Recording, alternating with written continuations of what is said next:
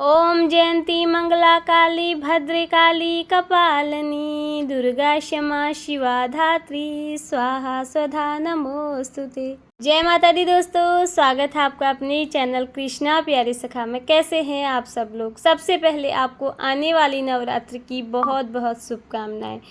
शारदीय नवरात्रि की सरल और संपूर्ण पूजा विधि आज आप लोगों के साथ वीडियो में शेयर करने वाली हूँ, तो वीडियो को पूरा जरूर देखिएगा। आप लोगों के लिए वीडियो बहुत ही यूजफुल होने वाली है और स्टेप बाय स्टेप पूजा करके दिखाई है कि किस चीज़ के बाद हमें क्या करना है, तो वीडियो को ध्यान से जरूर देखिएगा।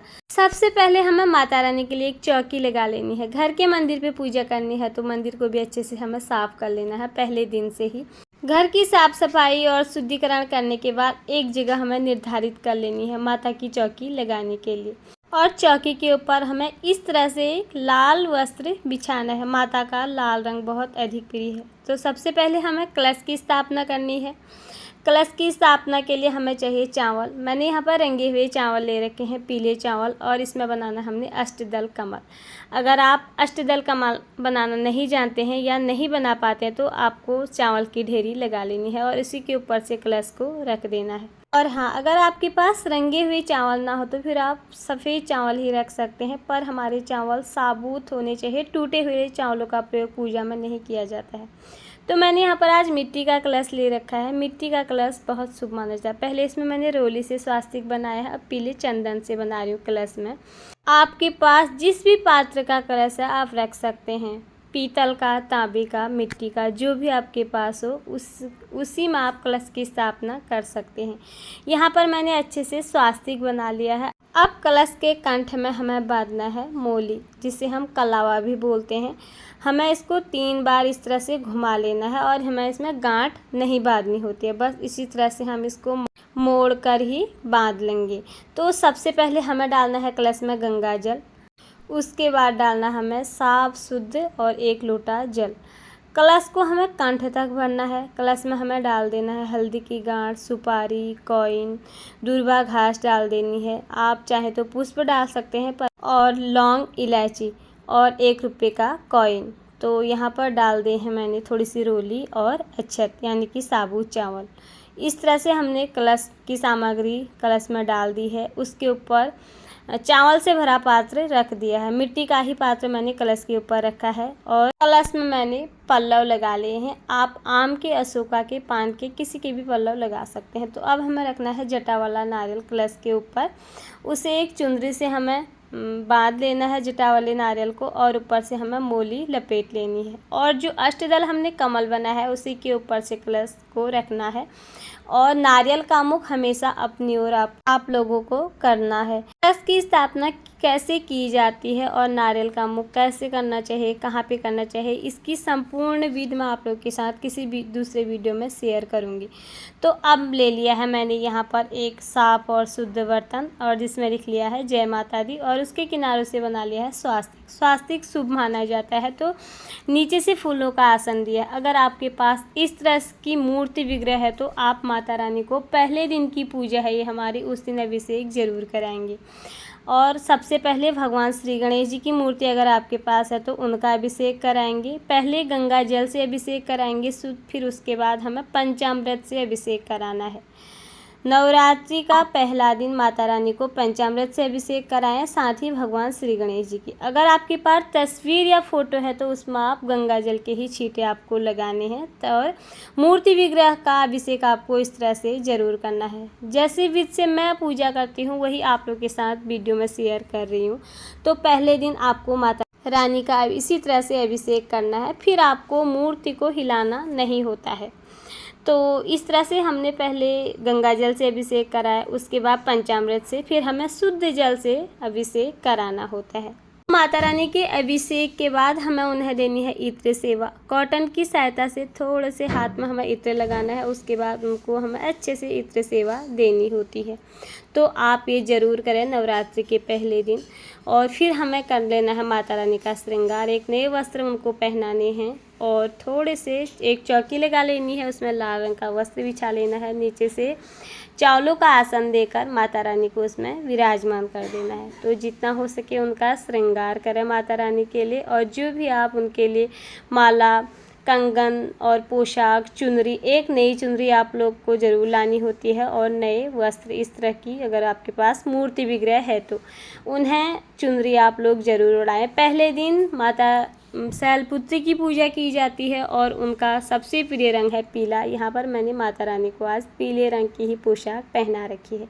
तो माता रानी की मूर्ति की स्थापना हो गई है। अब हमें बो देने हैं ज्वारे। ज्वारे एक मिट्टी के बर्तन में, मिट्टी का बर्तन ना हो तो फिर आप स्टील के बर्तन में भी बो सकते हैं।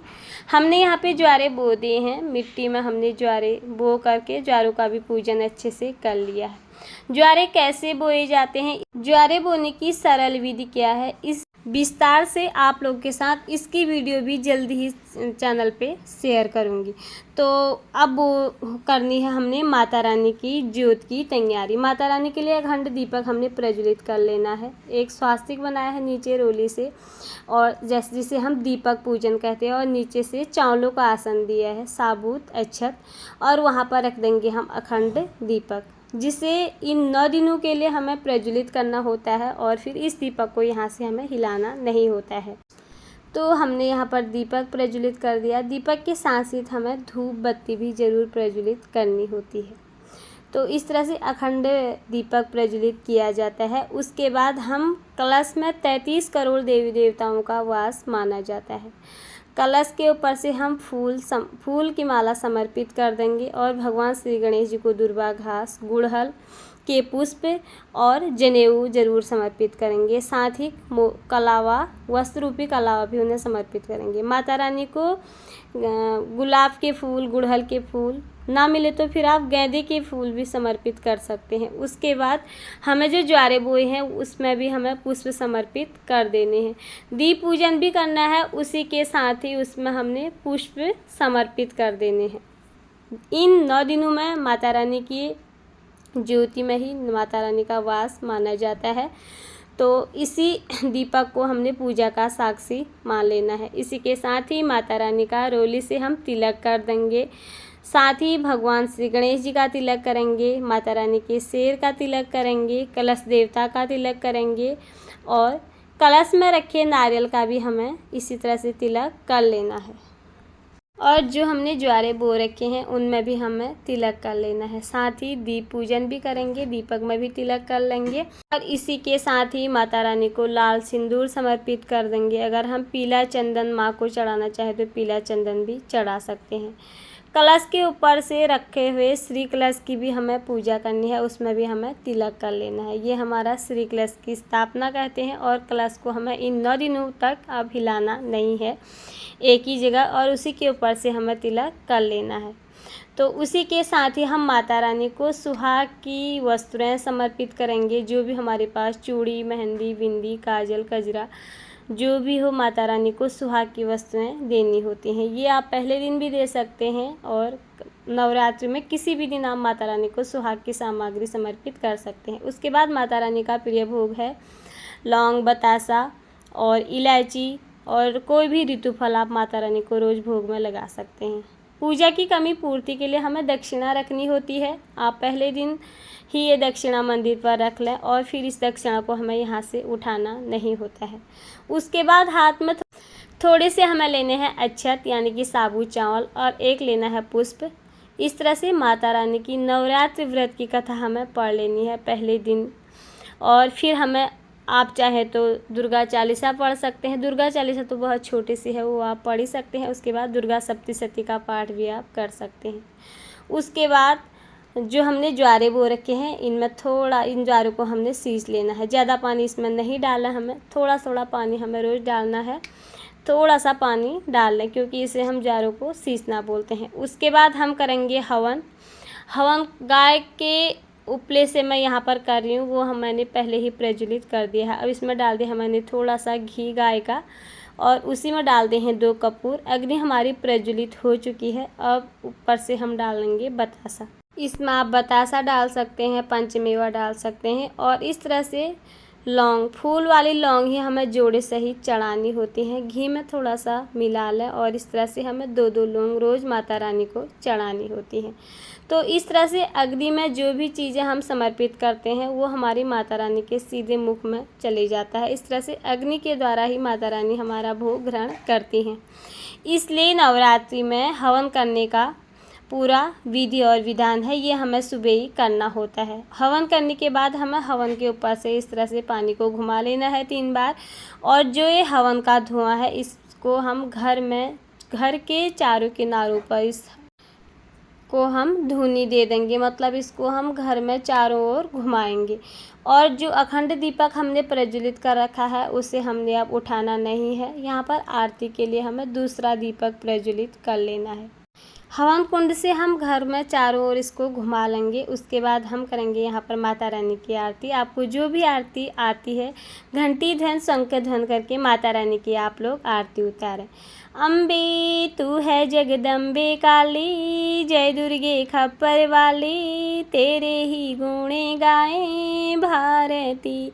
ओ मैया हम सब उतारे माँ की आरती, ओ मैया हम सब उतारे माँ की आरती।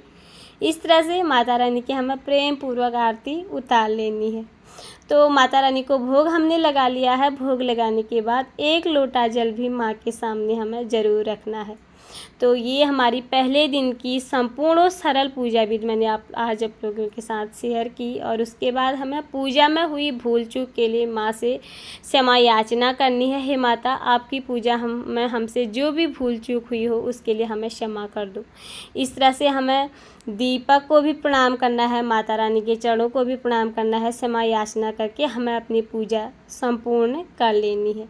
और पहले दिन ही हमें ये संकल्प ले लेना है कि हम माता रानी का व्रत कितने दिन का कर रहे हैं, कैसे कर रहे हैं। हमें ये व्रत पूरी नवरात्रि करना है या पहला और अंतिम दिन करना है, ये संकल्प आपको पहले दिन ले लेना है और उसी के हिसाब से आपको माता रानी की नवरात्रि करनी है। तो ये थी मेरी आप लोगों के लिए सरल और संपूर्ण पूजा विधि। आप लोगों को कैसी लगी वीडियो?